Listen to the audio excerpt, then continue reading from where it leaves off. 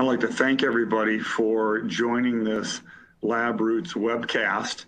The title is Strategies to Improve Laboratory Stewardship. And I will tell you our experience over the past many years, as well as to point out an excellent document that can either get you started or help you along the way if you're already started.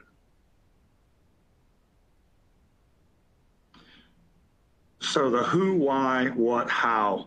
This document, and I have no financial benefits from the selling of this document. I did function as the chair of the group that was brought together to make this document.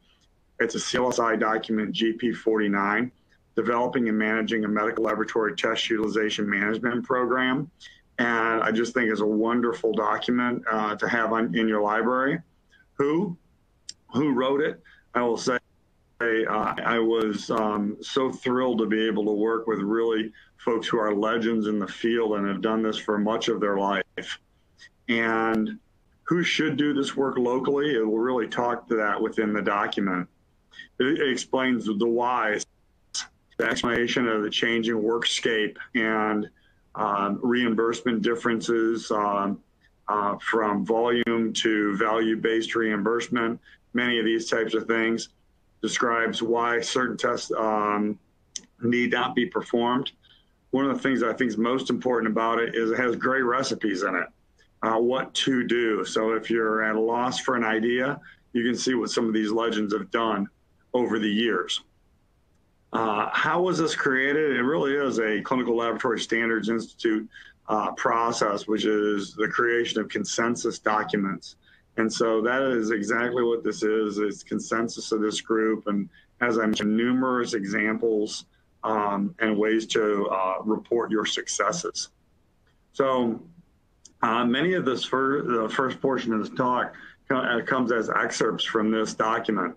And first of all, it's talking about how to do it right. And this really probably is obvious to all of us, but we know that it gets done wrong all the time. So anything else must be wrong. How to use tests correctly?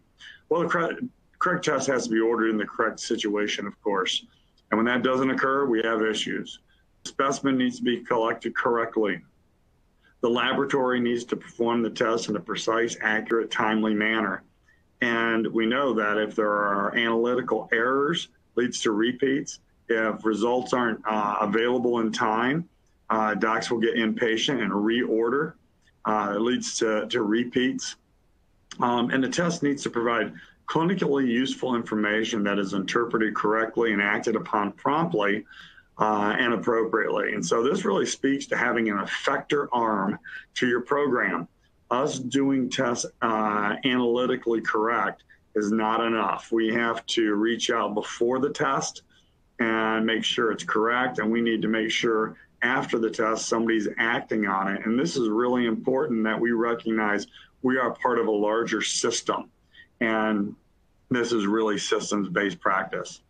So your team, structure, and function, you're going to have an initial framework, commitment and investment, essential resources, organizational approach, and program management. And we will talk about each of these.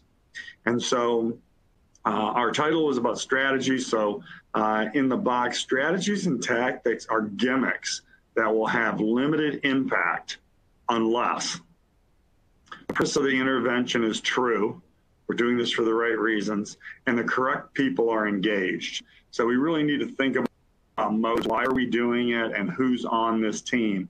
And your team composition may change depending on your projects. So initial framework.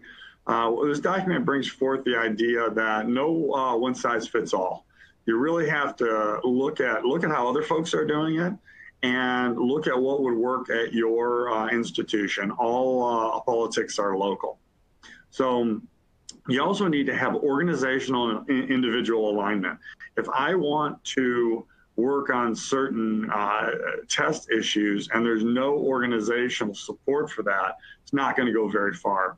So one of the things you can do is look at the direction of your organization. If your organization is building a new cancer center, they probably would like some help on the stewardship of tests and results from oncologic tests. The other thing is, in this and any other meetings, you really just have to have the nuts and bolts down of good business practice, right? You need to have a meeting schedule, responsibilities and action items, keep minutes, etc. All the things that we know work, but sometimes we let slip. Commitment and investment. This really resides at all levels. You're going to have organizational leadership support.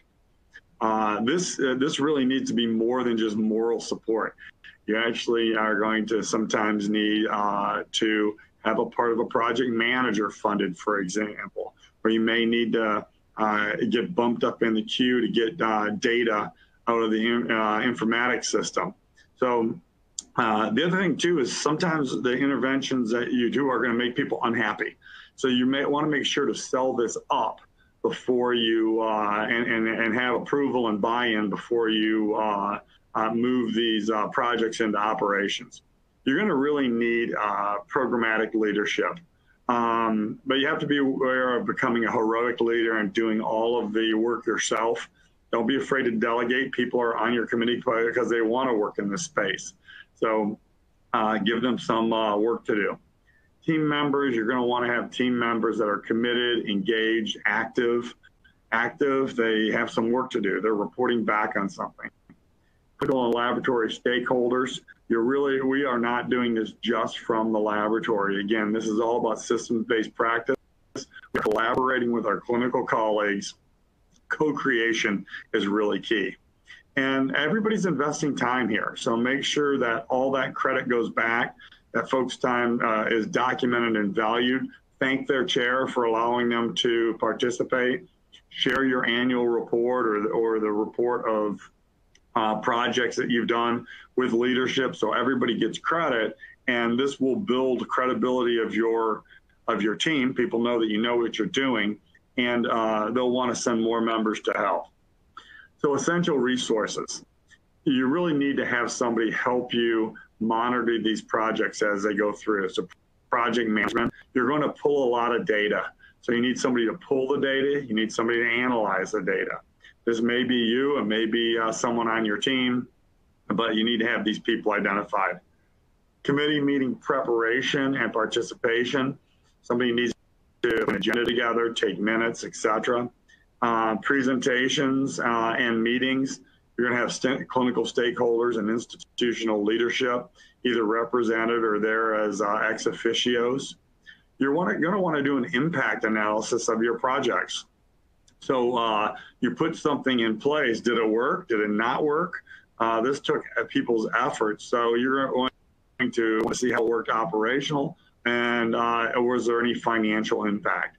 And for any of your major initiatives, you really need to write these up, both to demonstrate internally what you've done, and please think about sharing these in the peer-reviewed literature with your colleagues so we don't have to continue to reinvent the wheel. These reports end up, again, building credibility for your committee. As mentioned, organizational alignment. We really want to engage a wide range of stakeholders throughout the organization if we're going to achieve our desired outcomes. And as you look out beyond the laboratory, you will learn and become more and more systems oriented. And you won't always see things from the perspective you always have seen it from. See why things are going on, and I guarantee you it's not because people are bad people. They may not see a result in the computer system. Well, we can fix that. They may not know a test has been ordered. Well, we need to show them it has been so it doesn't get repeated. So people aren't doing it because they're bad people. So live in their shoes for a little while, and we all learn a lot. You're really going to want to have multi-specialty teams. And so we're seeking broad input, diverse opinions, an open forum where everybody can speak. It's open, collegial, and we're going to make evidence-based, informed decisions. And again, as mentioned, you'll learn what the laboratory looks like from another perspective. Engagement and participation. I need a hero. So when there are projects in in the cardiovascular area, find somebody in that institute or department that is interested in this same topic, and they will be your help make them into your clinical champion. It is going to be much easier to sell this within a group than mandates or directives coming from outside a group. So that person could be at their local meetings telling them about initiatives, rather than you coming in as an outsider telling them what you'd like to change. This is one of my learnings over the years has been this clinical and pathology dyads are extremely highly effective. So really consider that. You're going to need people that have medical, financial, informatics knowledge, and you're going to need somebody with a skill set to really lead a team. So you have to have a leader with some leadership skills. Motivations and incentives. Why are we doing this? Traditionally, this has all been about cutting costs, right? Let's cut the high cost send out test. And that is important. We won't pretend that it's not, but it's not a good driver, because we didn't get into medicine to cut costs. We know it's important and we give it its due respect, but we really got into medicine to make patients better, to make improvements in this space. So I really believe that the implementation of best practices should be your drivers, and we will do good by doing right. You can really, it will improve and preserve engagement of everyone on your team. Everyone wants to help patients. It will help those patients. You'll end up improving patient care, patient experience. You'll decrease harm. We know that iatrogenic anemia slows wound healing, increases the chance for infection. Well, when we work towards not overdrawing people with phlebotomy, we help to reduce iatrogenic anemia. Decrease unnecessary tests. Unnecessary tests in a low prevalence population have high false positive rates. Those false positive rates will be followed up with more tests, maybe radiologic studies, et cetera. And then you can also work to align with payers. There's real opportunity here for shared savings by payers knowing that we are working in this space to not have unnecessary tests ordered. And you can use some of those savings to address your budgetary gaps, which is always useful. So let's get into some of the strategies and tactics. So this fishbone diagram, you have the slide, so I won't read it in detail, but all of the areas in blue are going to be some of the areas that we highlight, all of which have subcomponents. You can see the bones off the major bones of this fish, and of opportunities to address the inappropriate use of laboratory tests and why this occurs. So first, let's talk about inappropriate test selection. Well, one may be unnecessary repeat orders. And so these are orders that may be ordered more frequently than necessary. We within a particular time frame. Lipid panel, hemoglobin A1C are good examples. Sometimes the results will never change. A constitutional genetic test, a thorough test for cystic fibrosis, for example. We understand that panels get expanded, and that's not what we're talking about here. We're talking about exact same tests. And why is this done? Sometimes the provider's unaware of their results. So this is really a post-analytic issue. And again, when you talk to them and you find out that they say, oh, I didn't know this was ordered. Well, therein is a potential solution. Help make that more obvious. And that's one of the things that we've done. So another issue with inappropriate test selection is the test provides no additional value. And the examples here is there may be no value based on another test.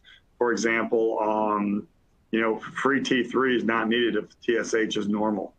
You don't need HCV RNA if the HCV antibody is negative. Those types of things. And again, there may be rare exceptions to any rule, but these are for the most part. Based on the ability to interpret, there may be no additional value. So, the free PSA is uninterpretable outside of certain ranges. patient demographics, so and time of year, location, etc. A rapid strep test is really unnecessary and provides no additional value, positive or negative, if you have a patient without pharyngitis. So you get the idea. And then sometimes tests are basically measuring the same thing, and you may get no additional value. ESR and CRP are common examples, but there are many others. So inappropriate test selection continued. Could be a misordered test. Why are tests misordered? Well, it may actually be a technical problem, an inadvertent test selection. Somebody checked the wrong box. Sometimes this is due to the person that's ordering and how we list these. We have an example that years ago when we brought up HIV-2, all of a sudden there was a flurry of HIV-2 orders, although at that time there was no known HIV-2 in the United States. Well, it was because there were the HIV-2 was listed above HIV-1. And so the unit clerk was picking the first HIV test, trying to order the right test, but not knowing how to, or making an error, making a technical error.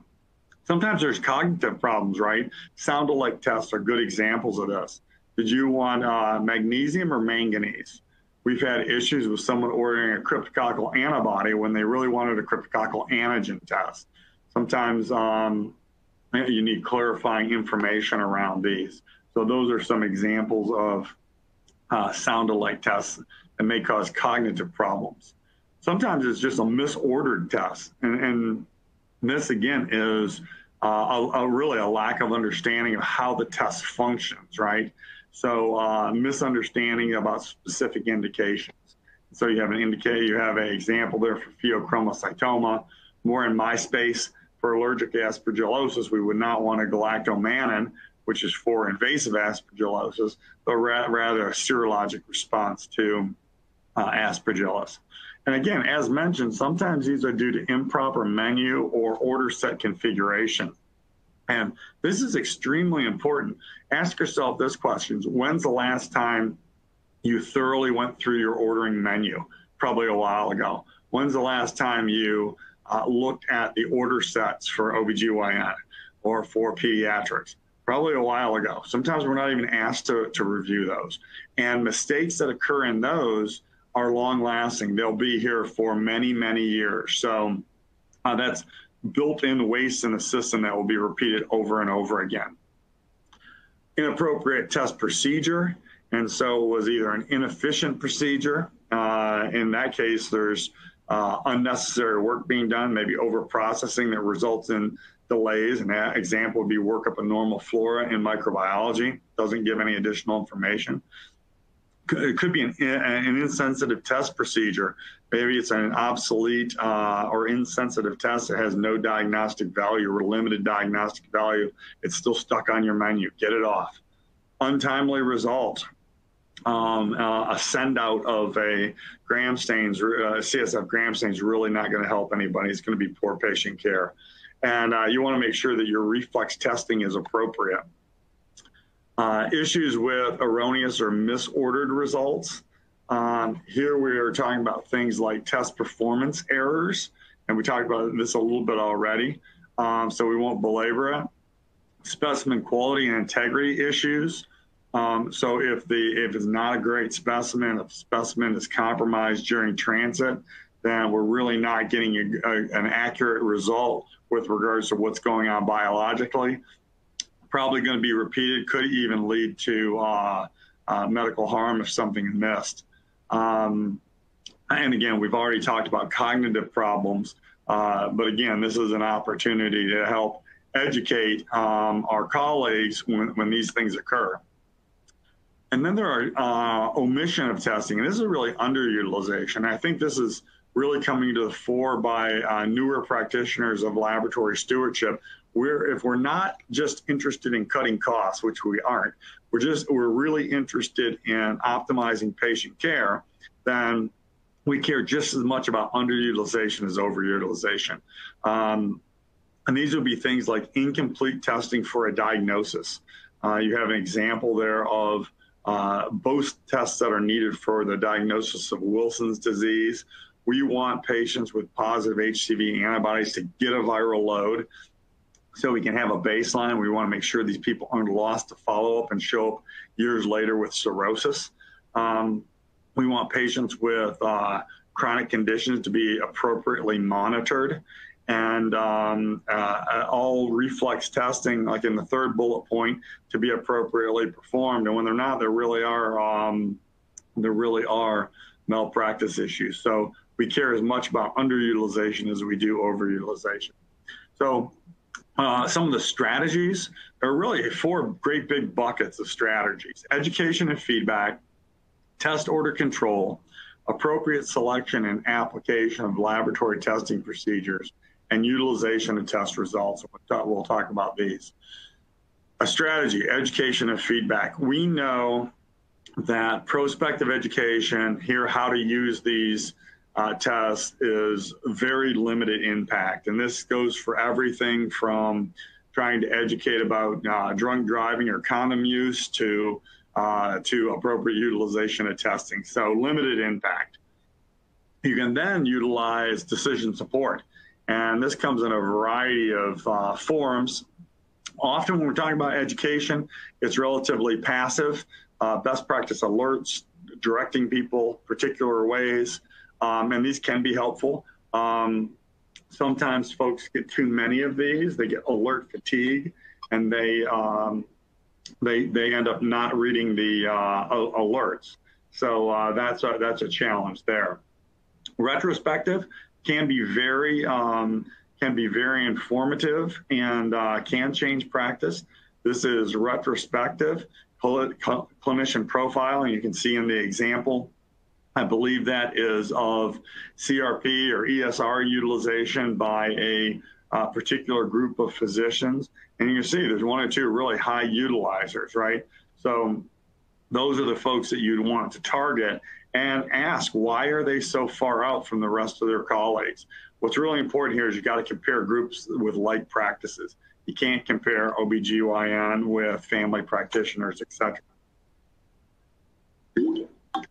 And you can have interinstitutional benchmarking also. Again, you want to compare like practices.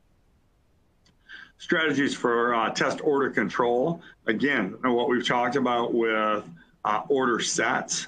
We want to get rid of obsolete tests that aren't doing anything good. We want to review our order sets somewhat regularly. We definitely want to be involved. We are the testing experts. We really should be involved in the tests that go on to into the sets. Again, with our clinical colleagues, not independently, and they shouldn't be independent of us. Working on appropriate reflex testing algorithms. It'd be great if we actually had these built, hardwired in place. And then we can actually talk about having tiered testing. And this is an example from the text of what tiered testing might look like. At the bottom of the pyramid, you may have some tests that are orderable by all providers. The next set up would be limited to providers on select services. Maybe only certain oncologists can order tests for tumor markers. And then you have a tier above that, just some type of justification is required. And then above that, you actually have perhaps physical intervention, review, and approval of the clinical case is required. I think it'll be very useful. So I am going to next go through some of the strategies and tactics that we've used and have been demonstrated through our projects and some of the associated outcomes. So the first one we worked on was hard stops for tests that biologically never need to be ordered more than once per day. And basically what we have done is we have built an intervention so that if that once that test is received in the laboratory, if it's ordered, another one is ordered within 24 hours, there will be a block.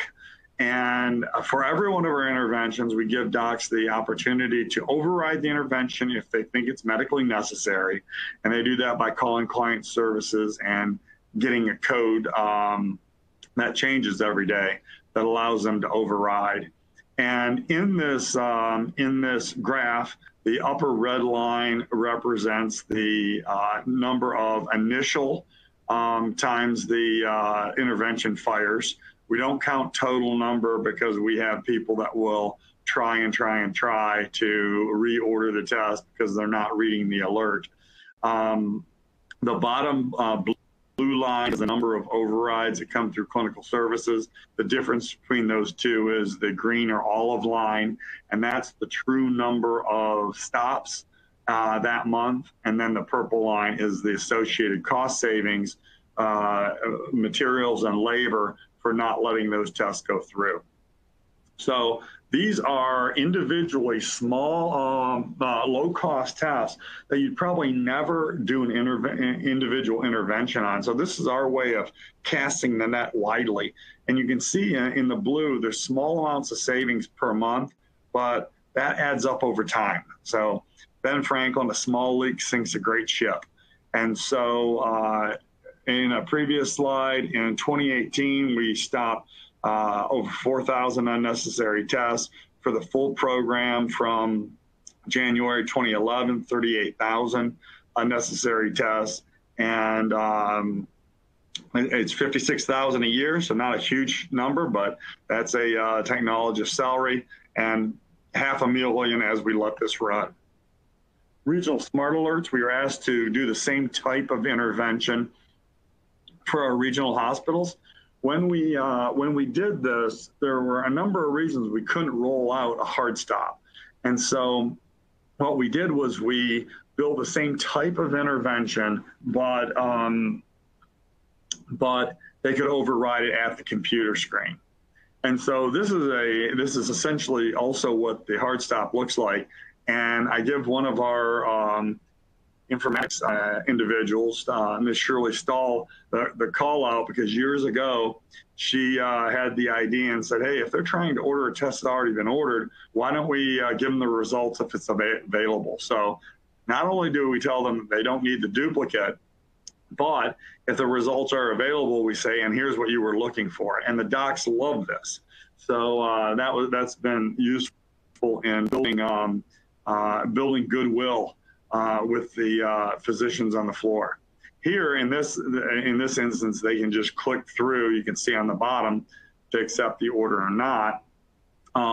They about half the time I would say do the right thing, and about half the time they just click through.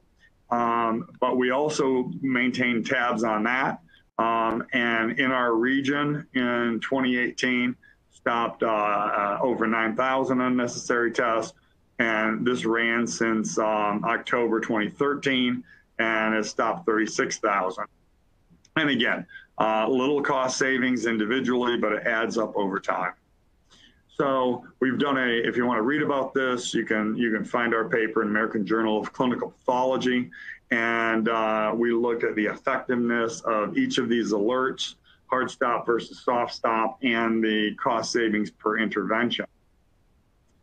So next is thoughts around optimizing molecular genetic testing. And there are really three big buckets in my mind. One, you can restrict testing, and we have done that. I'll show you some data on that.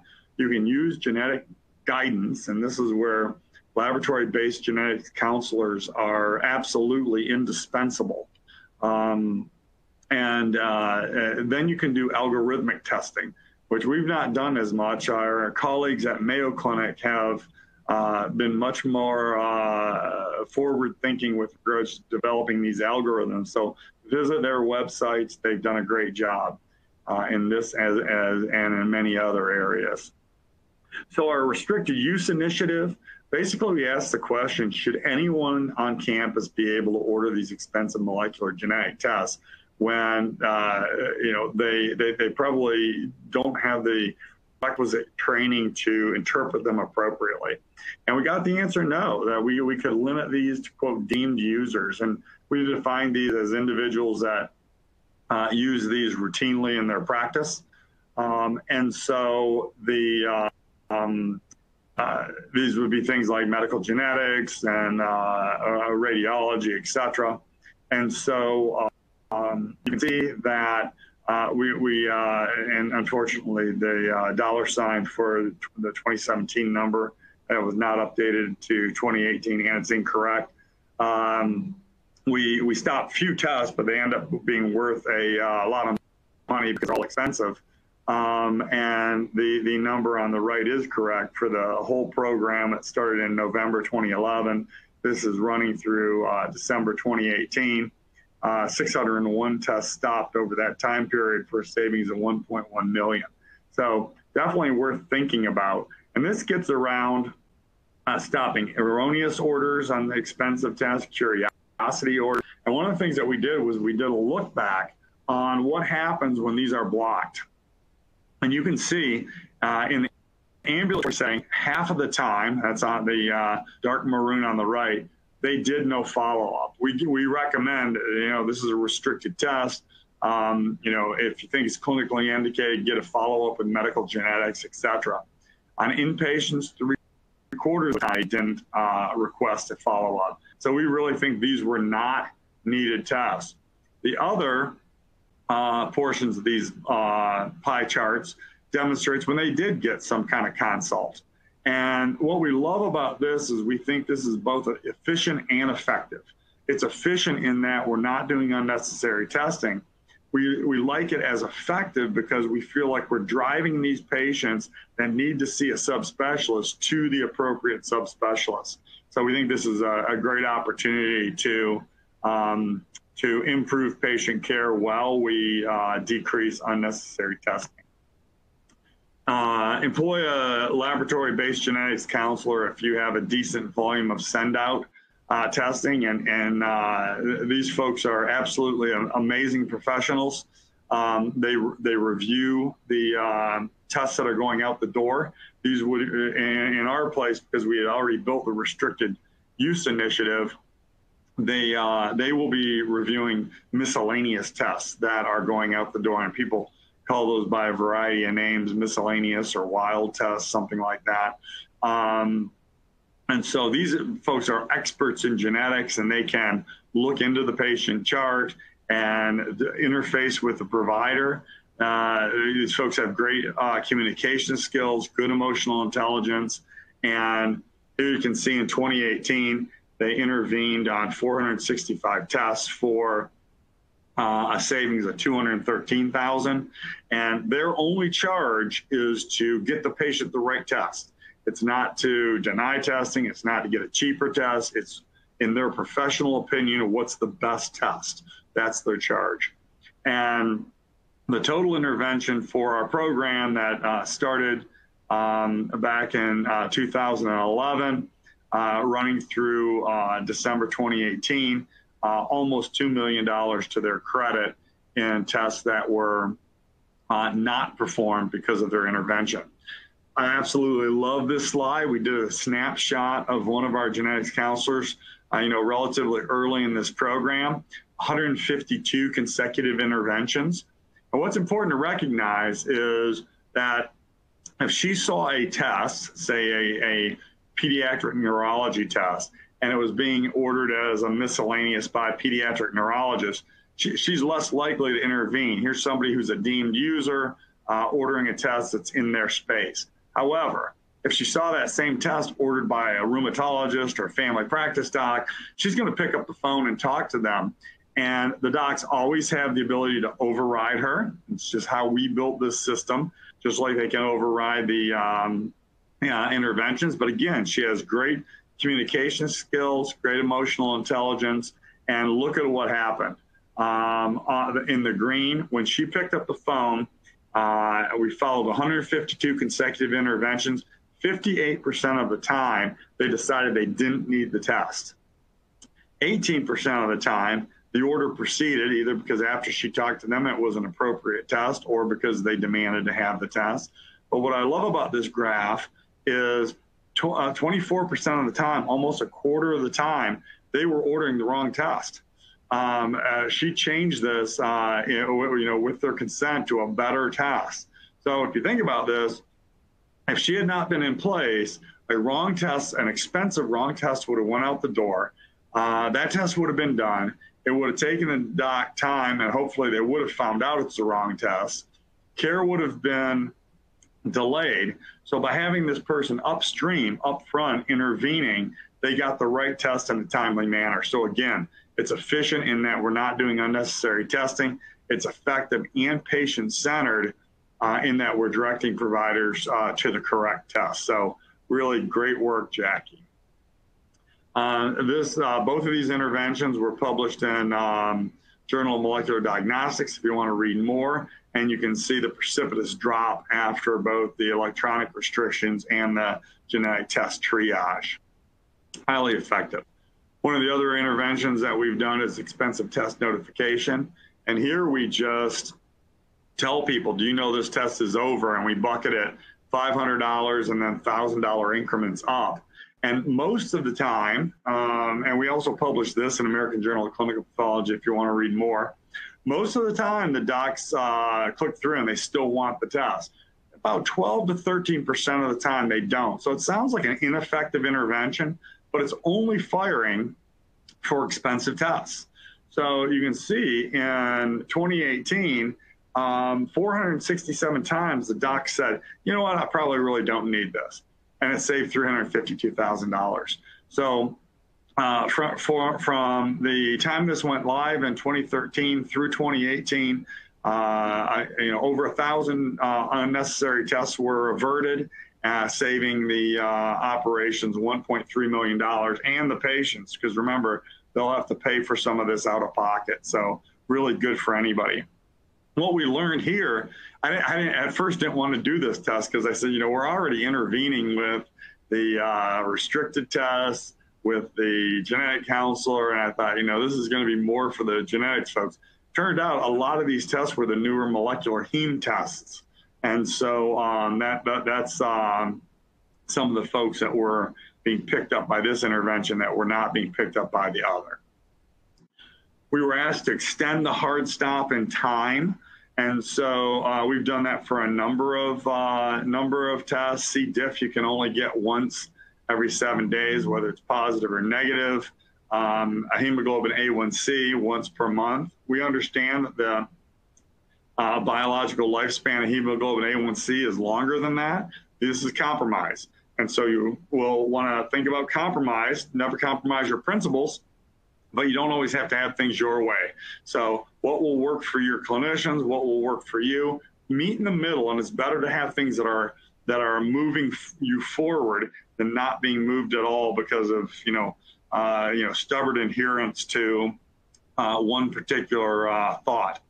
And then again, you can see some of the other extended hard stops that we have. Constitutional molecular genetic test, build an intervention for that. If you already had one of these tests, you don't need another. And you see some of the savings there. This is the shot of all the repeat constitutional genetic tests that we caught in 1 month. And so you may think this doesn't happen. It actually happens all the time. Often it's because the doc can't find the result. And so what we've done is our informatics individuals have built an intervention that will look back and see if it's been done before, and then we tell them it's already been done and we point them in the right direction so they can get the result and the patient doesn't get billed for a second constitutional genetic test. You can help your enterprise. We had some movement on C. diff rates when we put in a couple of our interventions. So that's always nice to remind folks at the top that we in the laboratory are doing great things, again, for the system, right? 3-day rule for stool cultures and ovum and parasite examinations. We published these findings in Journal of Clinical Microbiology if you'd like to read more about that. And again, not high cost savings, but this isn't all about cost cutting. Cost cutting comes when you do the right thing. We are implementing evidence-based guidelines, and the cost savings, whether it's large or small, comes along for the ride, but that's not why we're doing it. Duplicate blood cultures has a really nice story about it. We were approached by colleagues in the intensive care unit that were worried that folks were being overdrawn for blood cultures. When we did a deep dive into how the blood cultures were being drawn, we actually found that that in many instances, folks were being underdrawn. So we took this from an overutilization to discovering underutilization and really made an intervention to help optimal utilization. So we made sure they were getting the right amounts drawn up front first, and then they were notified if those blood cultures were already in process so they could make an informed decision whether they wanted to do another or not. So it's a really nice story of not just being stuck on overutilization, really staying true to the principles of optimal utilization. Education, we've put infographics on the graduate medical education website for the incoming residents and fellows. We've now been invited to give talks to the medical students. So trying to, again, push this earlier and earlier in their education so appropriate ordering becomes a habit for our newer providers. So here is the financial summary of from our 2018 annual report. All of these interventions in a row. You see one of them, daily orders number 9, worked very good the first year, and those are the numbers down and in the cumulative totals. Then the wheels came off the bus. Folks figured out a way around this, and we still need to do a deep dive to understand that and think about if we can reinitiate that program. And this was directed towards common orders like CBC and chemistries. Very difficult to address, but you can see overall in 2018, stopped 49,000 unnecessary tests with all of our embedded interventions for 875,000 savings. And then for the whole program, I've stopped over 209,000 unnecessary tests for a savings just shy of 6 million. So numbers we're very proud of. Again, we're not letting money drive us, but these are the numbers that leadership likes to see at the end of the year. We're doing something to help the system, the patients, and the patients in many different ways, from discomfort to having to pay for tests they don't need, et cetera. So finally, in the document we started with, some of the other additional keys to success that are called out is you really have to think about change management. When you're going to put in some of these interventions. You can't over communicate, notify. Sometimes you're going to be giving feedbacks. Don't forget to give thanks to everybody on your team and folks that have participated in helping you get this work done. You want to employ continuous improvement tools. Again, we talked a little bit about good meeting practices. And again, you're going to want to monitor and report. There's no way we could have told you about these great successes if we had not had reports built for every one of these interventions. So when you do a large-scale intervention, plan on having a report built. Think about how you want that report to look before you even start that intervention while it's being built. You need to monitor its effectiveness and be able to report out on the number of tests you intervened on, the successfulness of those interventions, and if there was any kind of financial impact. And of course, if you have a impact with regards to length of stay or patient outcome, morbidity, mortality, absolutely report on those things too. The supplemental appendices of the document mentioned are also very helpful if you don't have a test utilization or a laboratory stewardship committee. It gives you an example of a project charter. It gives you a sample action plan template, sample of multiple initiative utilization cost worksheet, and a sample of a single initiative utilization worksheet. And it also gives the at that time, they've grown since then, the ABIM recommendations for laboratory testing. In addition to this, don't forget to check out Choosing Wisely. All of the recommendations of Choosing Wisely are also great ways to think about projects in your area. And they're projects that have data behind them. You can pull the references from Choosing Wisely, and you have multiple groups that have come together and agreed that these should be in the Choosing Wisely recommendation. So it's not something that you dreamed up. It's actually something that's out there talking about tests that should not be performed. So with that, I will end this webcast and wish you all good luck in your test utilization and laboratory stewardship programs. And so go out there and do great things for the patients through your laboratory stewardship efforts. Thank you.